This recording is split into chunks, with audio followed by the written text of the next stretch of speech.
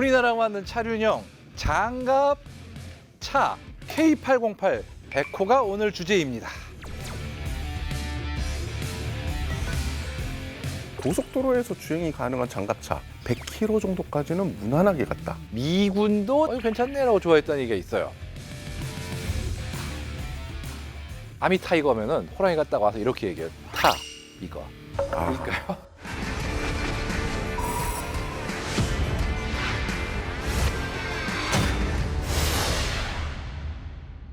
전 세계 방산 시장의 새로운 강자로 떠오른 K 방산. 세계가 주목하는 자랑스러운 K 웨폰을 파헤치는 시간. 리얼 웨폰 K. 오늘의 주제는 바로 잠시만 기다려 보시죠. 오늘의 주제는 뭘 또 준비를 장갑 컵.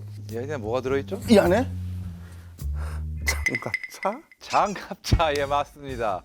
장갑차. 우리나라에 맞는 차륜형 장갑차 80K808 백호가 오늘 주제입니다. 제가 이 홍 편집장님을 처음 뵌 게 30년이 된 것 같아요. 그렇죠. 그동안 변함이 없는 게 있습니다.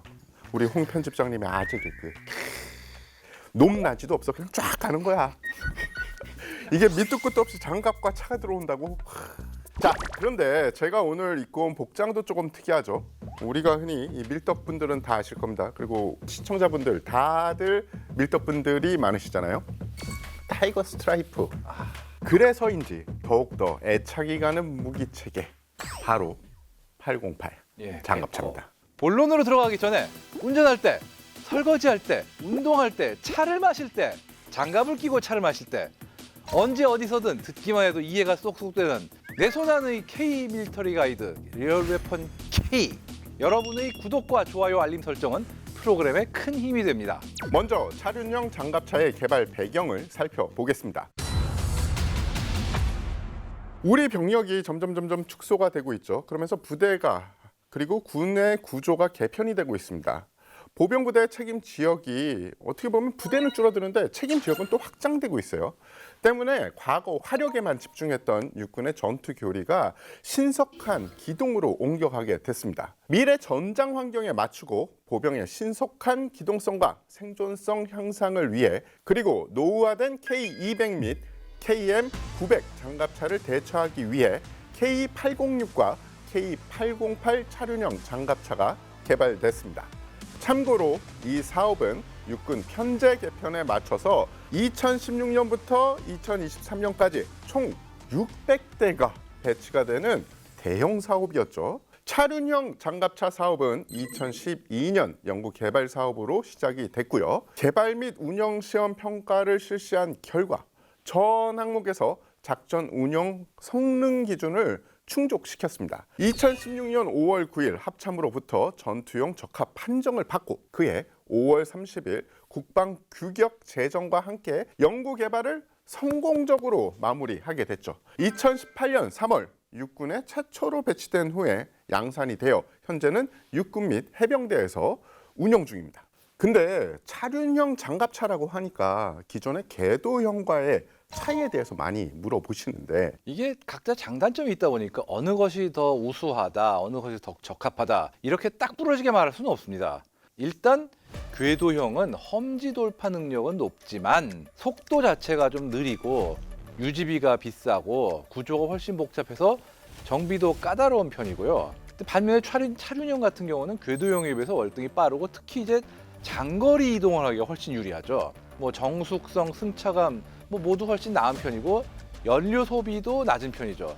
여기에 지금 차륜형 장갑차들은 평균적으로 가볍기 때문에 항공기를 이용한 수송에서도 상대적으로 유리한 편입니다. 무엇보다도 일반 차량하고 비슷한 면이 많기 때문에 유지 보수 비용도 저렴하고 정비에 익숙해지는 속도도 빠르죠, 사람들이. 자, 궤도형과의 차이는 이 정도로 하고 같이 개발된 806과 808 그야말로 숫자 하나 차이인데 어떤 차이가 있습니까? K806과 K808은 기능과 성능에서 상당 부분 공통되는 면이 있지만 약간의 차이가 있습니다. 눈에 띄는 가장 큰 차이는 외형입니다. 808은 바퀴가 8개, 그러니까 8륜 구동이 되는 거고 806은 바퀴가 6개인데 6륜 구동.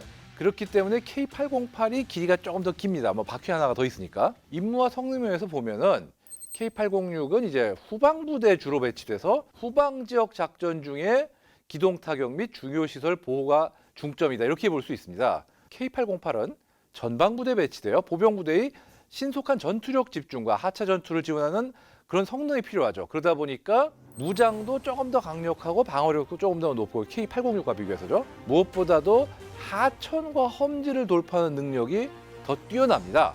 특히나 결정적으로 806과 다른 부분이 수상 추진 장치고 여기에 공기압 조절 장치, 런플랫 타이어, 자력 군안용 윈치 그리고 필요할 때는 부가 장갑을 장착하는 기능 이런 기능들이 있습니다. 이 차류형 장갑차는 육군의 혁신계획 아미 타이거, 호랑이, 타이거 4.0 중 기동화 분야의 핵심이자 가장 눈에 띄는 성과라고도 하죠. 최근에 군에서 자주 나오는 단어 중에 하나가 아미 타이거 4.0입니다. 아미 타이거 4.0은 인공지능과 드론봇 등으로 무장한 미래형 육군 전투 체계를 선도적으로 보여주는 시범 부대를 뜻합니다. 2022년 6월 10일에 출범을 했고요. 기동화, 네트워크화, 지능화된 무기 체계를 확보하고 이를 통해 전투원의 생존성과 효율성을 극대화하는 것을 말합니다. 자, 타이거 하니까 지금 제가 입은 이 타이거 스트라이프 혹은 어흥 타이거를 생각을 하시는데 사실은 앞글자를 딱딱딱딱딱 딴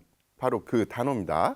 Transformative Innovation of Ground Forces Enhanced by Force Industrial Revolution Technology. 그렇게 해서 타이거가 딱 만들어진 거죠. 쉽게 말해 스마트 육군 만들기죠. K808은 아미 타이거 체계에 필요한 기동화 구현을 위해 최우선적으로 전력화된 무기 체계라고 할 수 있습니다. 그런데 K808은 단순한 병력 운반 수단이 아니라 전투 지휘, 병력 수송, 작전 전개 등이 다 되는 전장을 연결하는 존재라고 할 수 있습니다. 자, 그럼 지금부터 아미 타이거 4.0 기동화의 중심 K808의 재원에 대해 자세히 알아보겠습니다.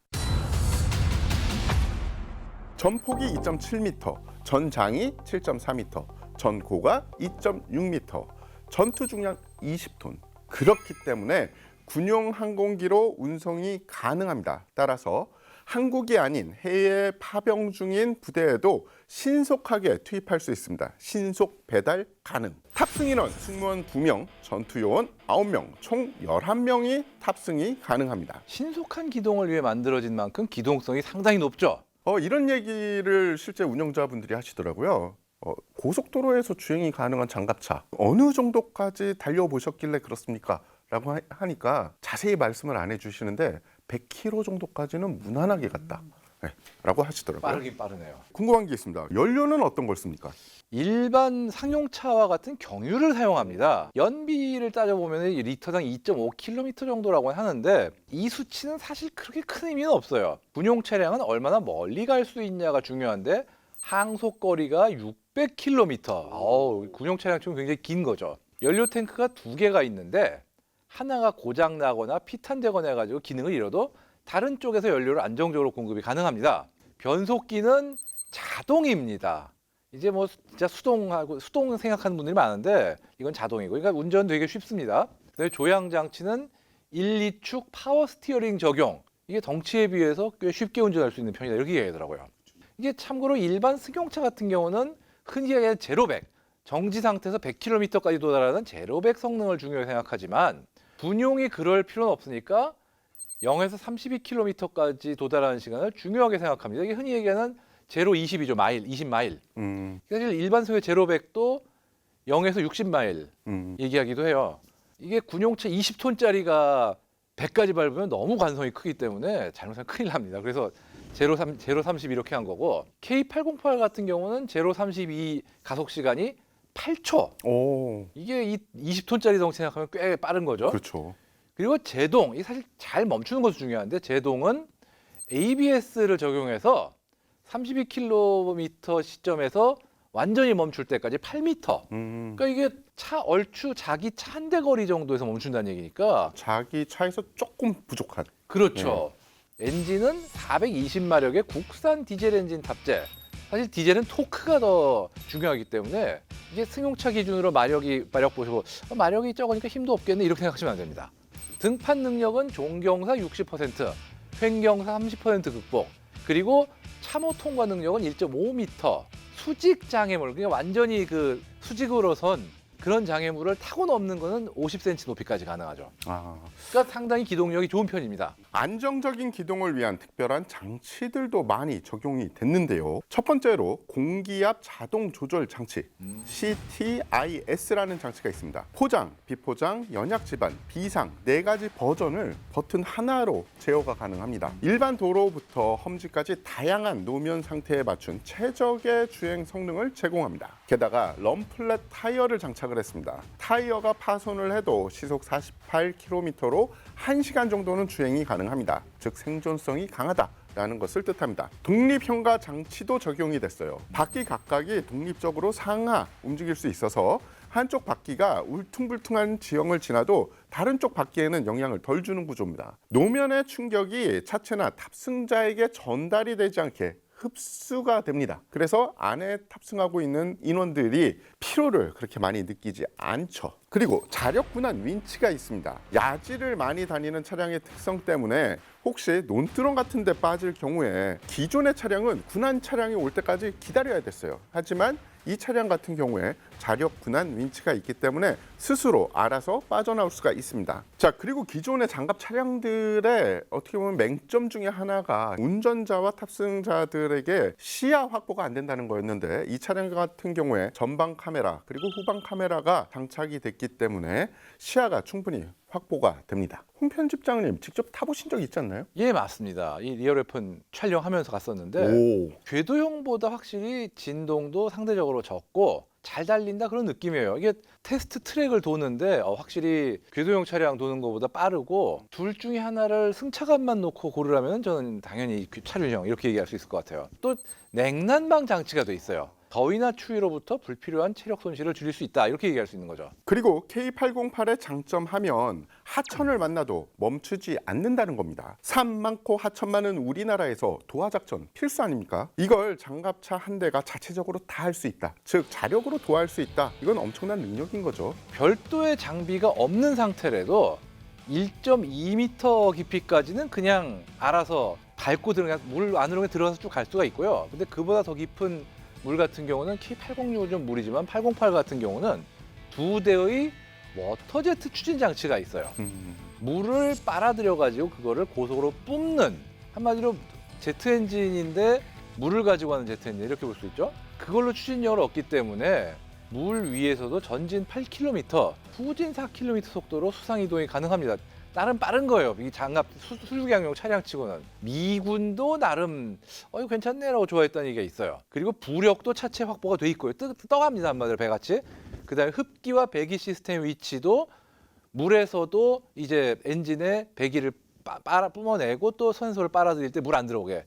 여기에 도하용으로도 또 열영상 잠망경, 즉 일명 워터 페리스코프가 있어가지고 야간에도 연기 속에서도 도하 작전 시에 시야 확보가 문제가 없다 이렇게 얘기를 하네요. 여기까지만 들어도 기동을 위해 태어난 장갑차라는 생각이 드는데요. K808은 모듈형 설계를 채택을 해서 무장 교체와 업그레이드가 유연하게 가능합니다.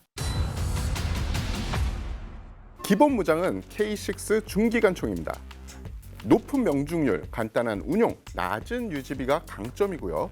구경은 12.7mm, 발사속도 분당 450발에서 600발, 유효 사거리는 약 1800m에서 최대 6000m, 대인, 경장갑 차량, 저속, 저공 항공기 대응까지 모두 다 가능합니다. 그러면 K6만 운영 가능하냐? 아닙니다. K4 고속 유탄 발사기 역시 운영 가능합니다. 시가전, 산악 지형, 엄폐물 뒤에 적을 제압하는 데 유리한 무기 체계고요. 고각 발사를 할 수 있기 때문에 음영 지역 사격도 가능합니다. 구경이 40mm고요. 발사 속도는 분당 약 327발에서 375발이고요. 유효 사거리는 약 1500m에서 최대 2200m까지 적을 제압할 수 있습니다. 예, 현재 시험 중이거나 향후에 장착할 예정이 있는 그런 무장들도 있는데요. 그중 하나가 원격 무장 시스템, 그러니까 원격 조종 무인 총탑 RCWS가 있습니다. 리모트 컨트롤드 웨폰 스테이션이죠. K806과 808 일부 차량에서 시험 중이고 향후 전면 채택 가능성이 있는데 사실 이거 일찍부터 이거 달자고 오랫동안 얘기했는데 이제 드디어 달려고 이제 시도가 되는 거죠. 전자광학식 혹은 전자광학 열상 조준경과 탄통 및 장약 모듈, 사격 통제 컴퓨터 이렇게 구성이 되어 있고요. 이제 7.62mm, 12.7mm, 40mm 등의 각종 기관총, 심지어 대전차 미사일 장착까지 가능합니다. 모니터 보면서 이 조이스틱으로 조준하면서 쏘는, 그러니까 사람이 밖으로 몸을 내밀 필요가 없는 거죠. 그러다 보니까 탑승자의 생존성도 증가하고 또 열상 장비가 기본 장착돼 있기 때문에 낮과 밤 언제라도 전투력뿐 아니라 상황 인식 능력도 훨씬 높습니다. 미군 같은 경우는 이거를 일찍부터 쓰고 있잖아요. 그래가지고 이거를 전투할 때뿐 아니라 전투하지 않을 때도 차 내에서 바깥 상황을 파악하기 위해서 자주 써요. K808은 골격부터 남다르죠. 모노코크 구조를 채택을 했습니다. 외피와 뼈대가 하나로 연결된 구조, 즉 튼튼하면서도 가벼운 게 특징인데요. 모노코크 구조라 차체 자체가 구조물 역할을 하기 때문에 외부 충격이 와도 충격을 골고루 분산시키고 내부 병력을 보호하는 데 탁월합니다. 중구경 철갑탄이나 14.5mm 중기관총에도 보호가 되고요. 각종 파편, 대인 지뢰로부터도 탑승 인원을 안전하게 보호합니다. 자동 소화 장치가 차량 내에 장착이 돼 있어요. 그렇기 때문에 차량 내에 화재가 나도 바로 진압이 가능합니다. 전쟁은 또 총만 날라오는 게 아니죠. 화학무기, 방사능, 생물학 무기, 전장에서는 그 어떤 상황도 터질 수 있습니다. 화생방 방호 시스템 역시 탑재되어 있습니다. 외부에 오염된 공기를 완전히 차단하고 내부에 깨끗한 공기를 유지하는 즉 양압 시스템이 장착이 돼 있고요. 전투 중 피할 시간이 없다. 내가 아이고 이게 도저히 못 피하겠다. 그럼 어떻게 해야 됩니까? 적외선 차폐 연막탄입니다. 총 8개가 장착이 돼 있어서 센서를 이용해서 우리를 탐지하려고 해도 그 탐지조차 어렵게 만듭니다. 즉 연막 플러스 스텔스 이중 효과 딴. 이 모든 게 조합된 생존 시스템 덕분에 K808은 한마디로 전장을 살아서 빠져나올 수 있는 확률이 매우 높은 차량이다 이렇게 볼 수 있는데요. 사실 이런 장점들 덕분에 이미 수출에 성공했습니다. 2024년 작년이죠. 페루에 30대 약 6천만 달러 규모로 수출이 이루어졌는데 이게 바로 국산 장갑차 최초로 중남미에 진출한 셈입니다. 참고로 페루는 우리나라처럼 험한 산지도 있고 하천도 있고 사막도 있고 정말 생각할 수 있는 지형은 다 있어요, 진짜. 가보셨잖아요. 한번 가봤죠. 어떠십니까? 딱 어울립니다. 예. 기동성과 도하 능력이 있는 이 K808 거기서 쓰기 딱 좋은 것 같아요, 진짜. 이 밖에도 폴란드, 중동, 아프리카 국가들과도 수출 협의 중인데요. 지금 K808의 기술을 적용해서 훨씬 크게 만든 새로운 장갑차로 NWAV가 있는데 이것까지 함께 제안되면서 장갑차 수출이 게임 체인저처럼 이제 떠오르고 있다. 그런 얘기가 있습니다. 차륜형 장갑차 수출 전망이 밝은 이유 또 있습니다. 다양한 임무를 수행하는 장갑차 계열화 플랫폼으로 설계가 돼서 파생형이 많습니다. 즉 골라서 하는 재미, 내가 마음에 드는 거 만드는 재미 이런 것들이 있다는 거죠. 예, 사실 K808의 형제 차량들 중에는 제가 직접 타본 것도 있습니다. 바로 K877 지휘소 차량. 이 K808 기본형과 한마디로 뭐 엔진, 기동형 쉽게 해서 차체는 기본적으로 같지만 보병실의 높이를 높여가지고 지휘관 및 참모들이 효율적으로 지휘 통제를 탄 상태에서 할 수 있게 공간의 내부 배치를 바꾼 겁니다. 차량 내부에는 컴퓨터나 통신 장비, 전술비, 지도, 그다음에 보조 발전기 등등 이런 전원 설비까지 탑재가 돼 있고 그렇기 때문에 정차 시에도 엔진을 끈 상태에서도 보조 발전기를 켜고 안정적으로 통신 장비나 컴퓨터 등의 통제 장비들을 쓸 수가 있습니다. 그리고 무장으로는 K6 중기관총을 거치할 수 있고요.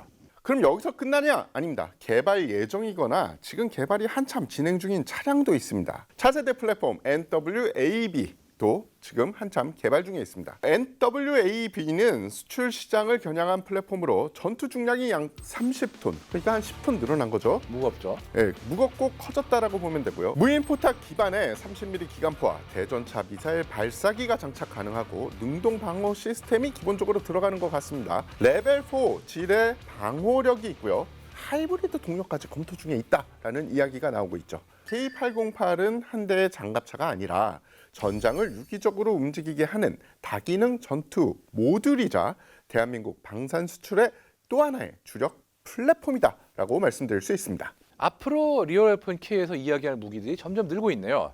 이왕이면 파생형들도 수출까지 성사돼서 신나게 떠들 수 있는 그런 날이 빨리 오면 좋겠습니다. 어쨌든 우리 손으로 만든 차륜형 장갑차 K808 100호 오늘은 여기까지 이야기하겠습니다. 대한민국이 세계 4대 방산 강국이 되는 그날까지 저희도 응원하겠습니다. 감사합니다.